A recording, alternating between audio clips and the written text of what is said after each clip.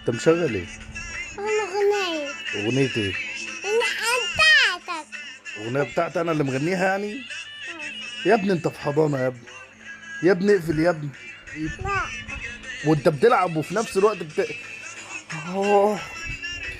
انت بتلعب ومشغل اغنية. يا اخي اتقي الله فيا بقى. اتقي الله فيا بقى. شيل الاغاني دي. اقفل الاغاني دي. اقفل يا باشا. لا. ليه؟ اقفل طيب.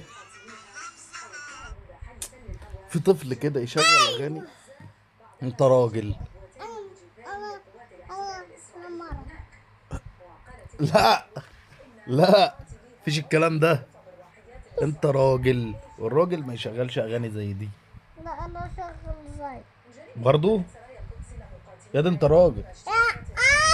انت راجل ولا طفل؟ طيب طالما طفل يبقى ما تشغلش اغاني زي دي. لا. انت تروح الحضانة؟ لا. لا تروح الحضانة. مش عايز تروح الحضانة ليه؟ فيها حر وانت عايزهم في الحضانة يجيبوا لك تكييف ان شاء الله؟ لا مفيش الكلام ده يا حبيبي. احنا زمان زمان وانا صغير.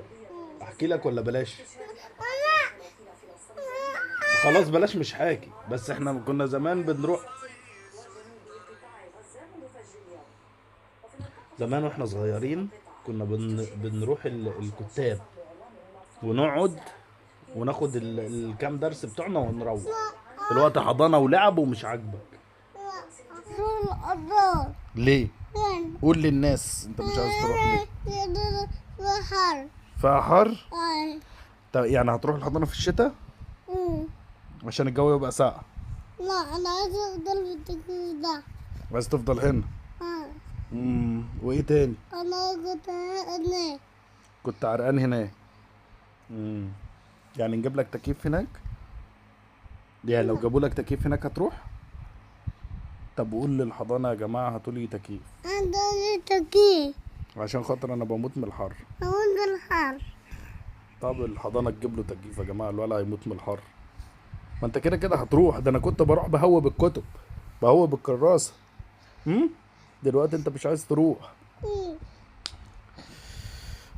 طب تروح حضانة اللي فيها الألعاب ولا الحضانة اللي فيها كتب؟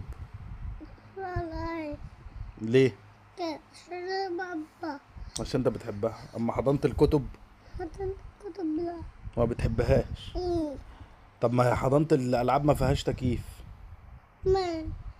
عادي تبقى عرقان هناك. طب حضانة الكتب فيها تكييف؟ لا. طب أسألك سؤال، لو حضانة الكتب فيها تكييف وحضانة الألعاب ما فيهاش هتروح فين؟ راحت. مش رايح حتة خالص؟